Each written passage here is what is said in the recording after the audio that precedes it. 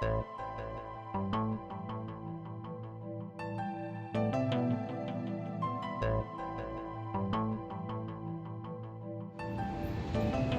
de hoy vamos a visitar el Monumento a la Revolución, el cual alberga el Museo Nacional de la Revolución. Podemos observar que es una gran construcción que mide 67 metros de altura. El inicio de esta construcción lo realizó el presidente Porfirio Díaz. En un inicio, la función de este espacio era construir un gran palacio legislativo. Sin embargo, con el movimiento revolucionario de 1910, la construcción se vio interrumpida. Hola, buenos días, espero que se encuentren bien. El día de hoy vamos a realizar una visita guiada al Monumento de la Revolución. Les pido por favor que observen el monumento y que puedan distinguir algunos detalles, algunos colores, algunas figuras. ¿Qué observas? ¿Que es grande? Es grande, ¿ok? ¿Qué más podemos observar? Tiene figuras, ¿cómo qué figuras?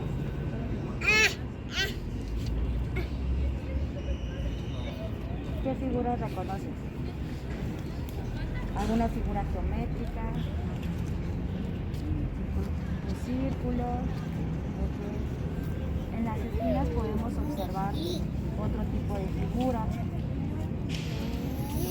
¿Qué colores podemos observar? ¿Qué colores observamos? Negro, beige. Bueno, esto forma parte de nuestro patrimonio cultural. ¿Por qué es importante conservar nuestro patrimonio cultural? ¿No? ¿Por qué consideran que es importante? Es parte de nosotros mismos y de nuestra cultura. Ok, es parte de nuestra historia, de nuestra cultura. ¿Y por qué más? Es un monumento que nos representa como mexicanos. Es correcto. El patrimonio cultural nos da identidad y pertenencia. Cuando nosotros conocemos nuestro pasado y nuestros patrimonios culturales, podemos cuidarlo. Cuando los desconocemos, difícilmente los vamos a procurar. Bueno, este monumento, en un inicio no se tenía pensado tener esta figura, porque el presidente Porfirio Díaz en 1906 quería diseñar un palacio legislativo que fuera considerado el más lujoso a nivel mundial y tomó como referencia que se acercaba el aniversario de la independencia para construir este espacio. Sin embargo, sabemos que para 1910 se dio la revolución, por lo tanto la construcción de este espacio se vio interrumpida. Es hasta 1932 cuando Émile Bernard retoma el proyecto, convirtiendo esta construcción en un panteón para héroes. Hoy sabemos que en este recinto están los restos de Francisco I. Madero, Plutarco Elías Calles, Villa y Lázaro Cárdenas. Como les mencioné al principio, el plan original de Porfirio Díaz era construir un gran palacio legislativo. Pensaba que fuera el mejor a nivel mundial. Recordemos que la revolución hizo imposible la construcción de este palacio. Característica del arte de es la construcción industrial y la podemos observar en los cimientos del Monumento a la Revolución. Además, esta construcción tiene otros elementos importantes. Uno es el turismo y otro es la cultura prehispánica. Ya podemos observar en la piedra volcánica, que también se encuentra en los cimientos. Si nosotros revisamos los basamentos prehispánicos, también están elaborados con piedra volcánica. Okay. ¿Podemos saber cuáles son las características del Estado-Nación? ¿Alguien sabe cuáles son? Y si observamos las imágenes, ¿cuáles podemos decir que forman parte de las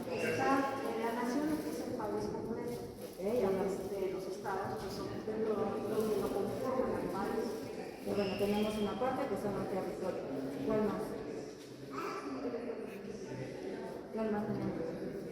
Si tenemos estos personajes, ¿cuál podría ser? El tipo de gobierno, exacto.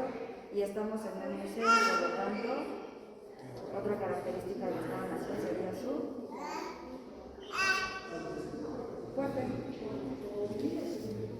cultura, su historia, es correcto, su idioma. Recuerden que nuestro país, a comparación de otras naciones, es muy joven. ¿Cuándo surge nuestro país? Cuando se hace independiente del Imperio Español.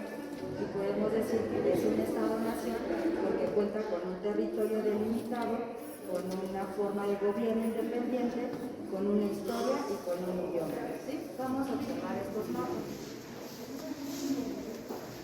Vamos a dar unos 5 segunditos para que observemos esta imagen y podamos interpretar qué nos quiere decir.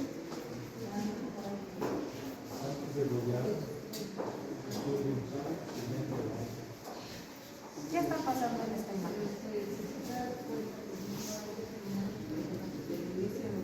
Podemos ver en un inicio cómo es nuestro territorio.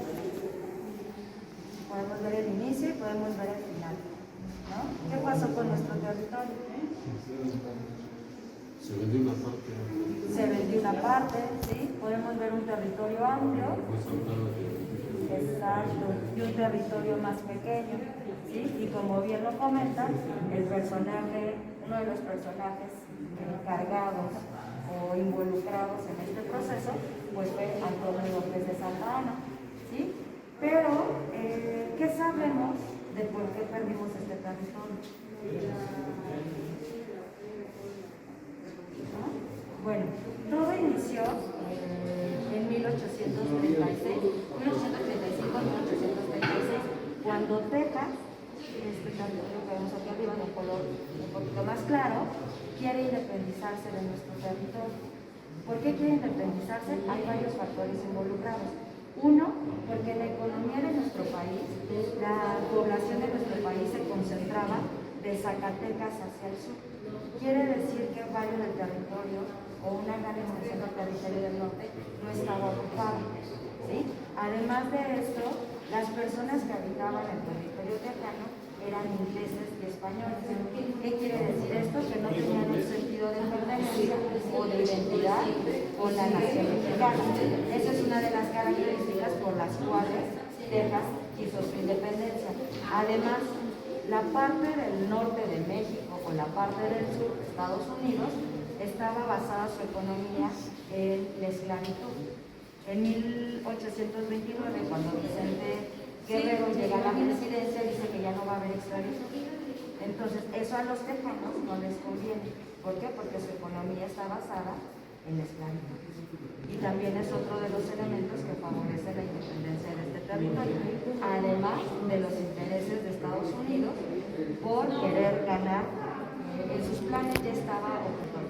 Si bien en un inicio dice que no es cierto, que solamente los va a apoyar, pero que no se va a adjudicar ese territorio, tiempo después, para 1806, sucede esto. En 1836, Texas declara su independencia y para 1846 se anexa al territorio de Estados Unidos. ¿Sí? Ahora los invito a que vean los uniformes de las personas que están aquí. Sí. ¿Sí? Vemos que son dos ejércitos, dos países, dos ejércitos diferentes, exacto. Y sabemos por qué fue este conflicto, tomando como referencia lo que observamos previamente. Por el territorio. Exacto, por el pleito del territorio. Cuando Estados Unidos hace que Texas pertenezca ya a su territorio, México no está de acuerdo con ello y entonces se va a la guerra. ¿Cuál fue una de las ventajas que tiene Estados Unidos? Es que pudo, ¿cómo decirlo? Invadió el territorio por dos frentes, ¿sí? Podemos observar el mapa. Llega por Veracruz, llega por aquí por eso. ¿Qué dice? El ejército mexicano resistió en Churubusco. la invasión estadounidense. En esa batalla participó el batallón de San Patricio, compuesto por los ex soldados del ejército norteamericano, casi todos irlandeses, solidarios con la causa mexicana. Como podemos observar en esta lectura, esta batalla, algunos personajes de otra nación, al saber que era injusto e incorrecto lo que estaba haciendo Estados Unidos, se vuelven aliados del ejército mexicano e intentan apoyar esta invasión. Sin embargo, los resultados de esta intervención o de esta guerra contra Estados Unidos no fue benéfica para nuestro país. ¿Sabe qué porcentaje de territorio perdimos después de esta guerra? ¿No? Un aproximado. Una cuarta parte. Una cuarta parte, un poco más. La mitad. La mitad del territorio. Se perdió el 55% del territorio nacional después de esta intervención. Para 1853 se pierde el último territorio, que es la Mesilla, que sería este espacio pequeñito que está aquí. ¿Sí? Para 1846 se pierde lo de arriba, que son las Californias, Nuevo México, y pues Texas ya se había independizado. Y para el 53 se pierde lo que es la Mesilla.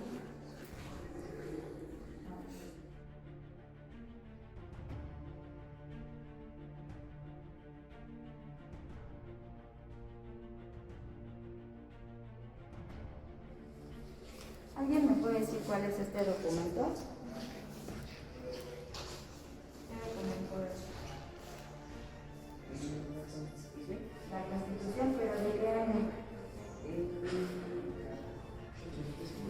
1857. ¿Sabemos cuál es la finalidad de una Constitución? ¿Para qué nos sirve? Nosotros tenemos todo lo que se apunta, se escribe. Exacto, son normas, son leyes que nos regulan como ciudadanos de una nación. ¿Qué estaba pasando en nuestro país para que nuestra nación necesitara una constitución nueva? Recordemos que nuestra primera constitución es la de 1824, ¿sí? Y esta es la segunda, la de 1857. ¿Qué fue lo que pasaba en nuestro territorio que necesitamos otra constitución? No había justicia. No había justicia. La diferencia económica también fue muy importante. Exacto, había una crisis económica en nuestro territorio.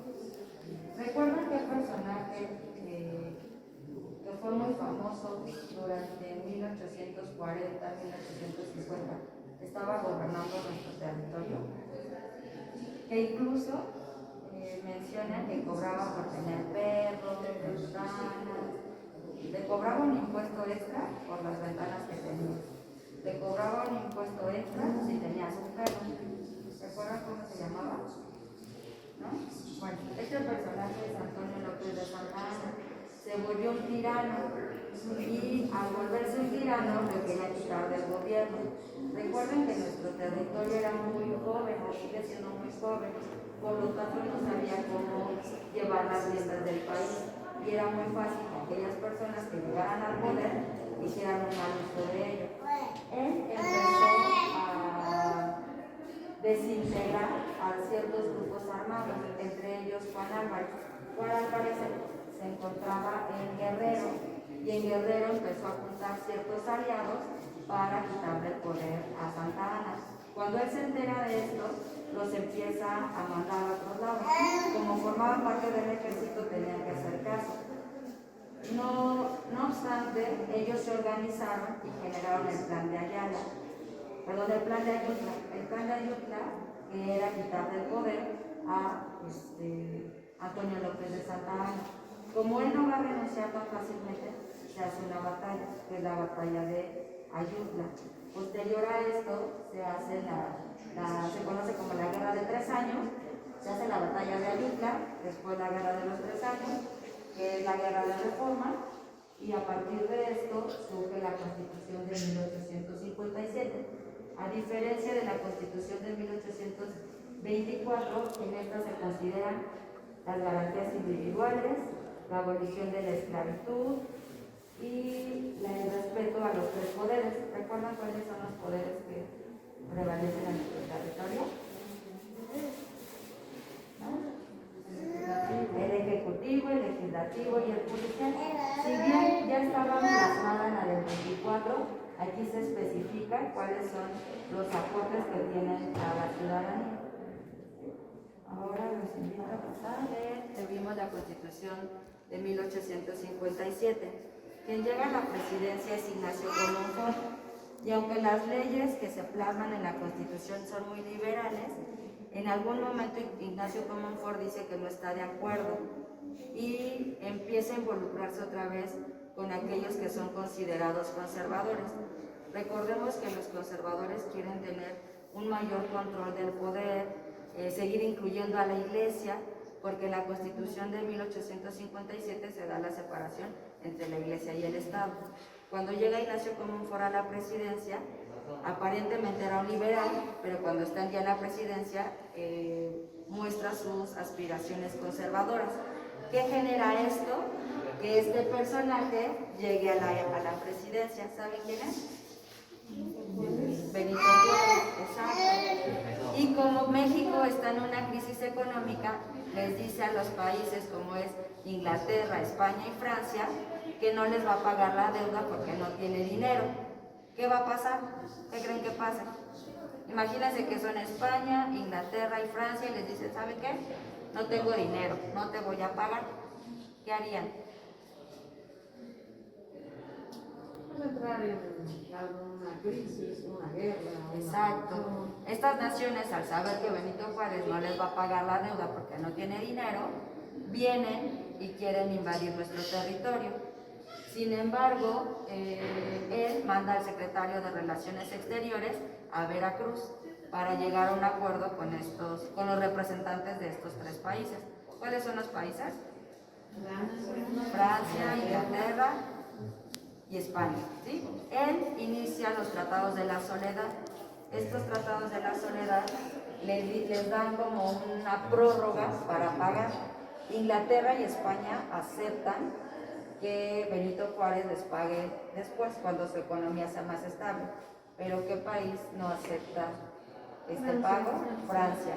Y con esto tenemos ahora la intervención francesa. Y a estos dos personajes que son muy famosos. ¿Quiénes son? ¿Quiénes son los reyes? ¿Sí? Es Carlota y Maximiliano. Sí, bueno, Napoleón III es el que manda a Maximiliano a gobernar a nuestro territorio.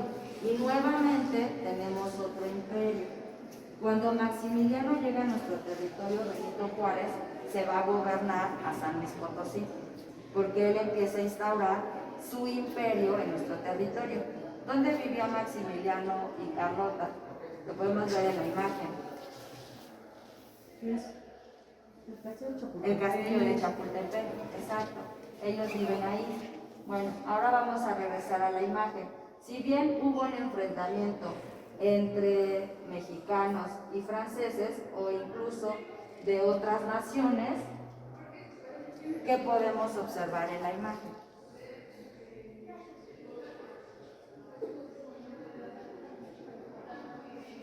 Vamos a hacer primero una descripción. ¿Qué colores observamos? Rojo, amarillo, azul. Que fue una lucha muy sangrienta, ¿podría ser? Fue una lucha sangrienta, exacto. Que fue los arroyos de Chapultepec, que era donde habitaba este señor. ¿Cuál fue la batalla que sí ganó México antes de que llegara Maximiliano? ¿Cuál fue? E incluso nos dan un día de descanso por esa batalla. La batalla de Puebla, ¿no? Tenemos a Ignacio Zaragoza en esta batalla, la ganamos, sin embargo la guerra pues la perdemos y tenemos la intervención. Pero ¿qué nos demuestra en esta imagen este presidente? Fuerza, Fuerza, que no quiere perder. que no quiere perder en frente de Maximiliano.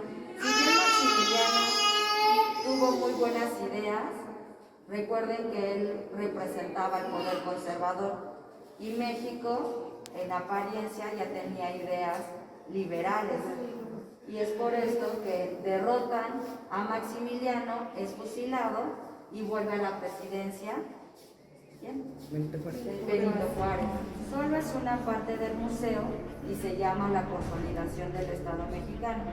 ¿Qué es la consolidación del Estado mexicano? Es observar cómo nuestro territorio fue conservando su territorio, su idioma y su forma de gobierno.